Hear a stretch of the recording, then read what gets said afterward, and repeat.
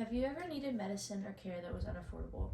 Each of us may have a different answer to this question depending on your current economic situations. Personally, I have seen the amount of money healthcare can be for certain people, ranging from medicines to surgeries. I, along with many others, have to carry an EpiPen, and even with insurance, they can cost a couple of $100s each. Today, I will be explaining why universal healthcare is a great structure needed within the United States and why, as a result, both voters should take a heavy interest in this topic. To come to this conclusion, I found multiple credible journals and statistics, many of which are from the Northwest Florida State College database. To start, I will discuss what universal healthcare is and why it is needed. Then I will explain how other countries have implemented and utilized universal healthcare.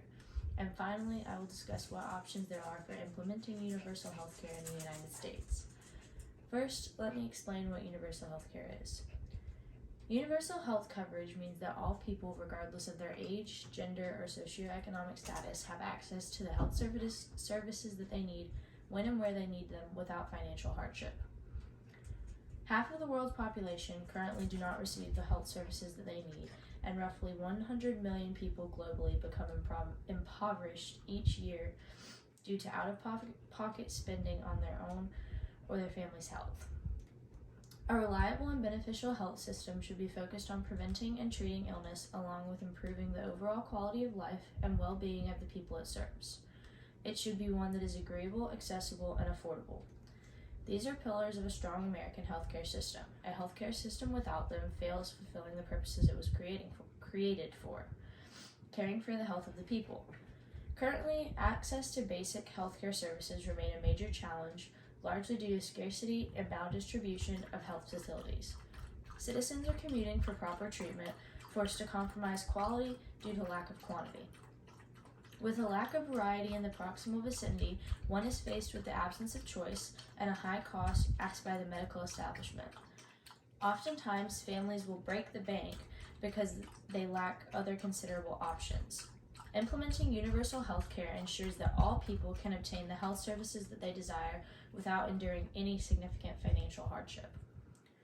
Now that I have explained what it is, let me further explain why we need it and how other countries have been able to implement and utilize universal health care. However foreign this idea may seem, we as a country would hardly be the first to consider it.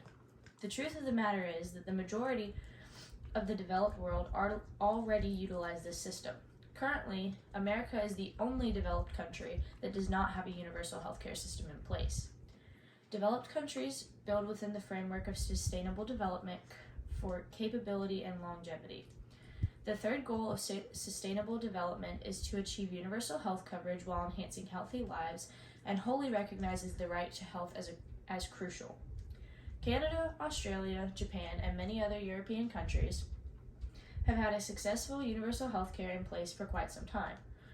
Plausibly, a country considering itself to be one of, if not the most developed country, would possess a healthcare system widely agreed upon to be in the best interest of the sustainability of that developed nation. After showing how universal healthcare has worked in other countries, it is easy to see that it would be a useful system in the United States. How can we achieve that? There are three different types of universal healthcare systems that could be used: the single-payer system, mandatory insurance, or national health insurance. The single-payer system is government-provided and paid for by tax revenue.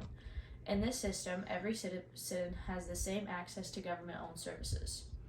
Mandatory insurance is a government-run health insurance fund funded by payroll tax on employees or employers. This system utilizes private doctors and the hospitals provide services. National health insurance requires every citizen to pay into a national plan for a single insurance company where services are publicly funded but privately delivered.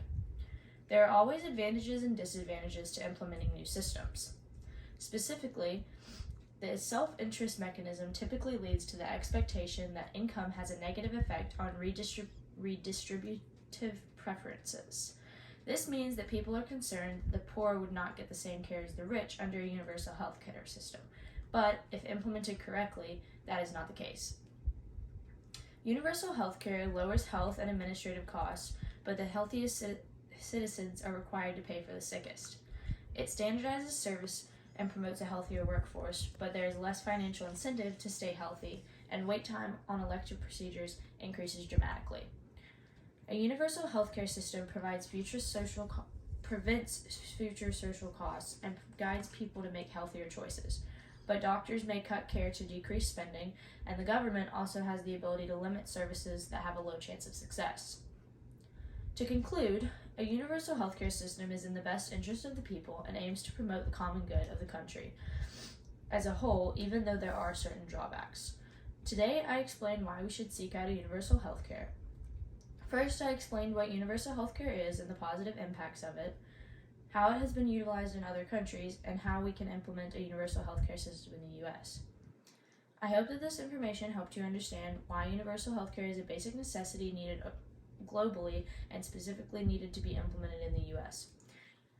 I hope it might encourage you to look into our current and potential leaders who share this goal. Thank you.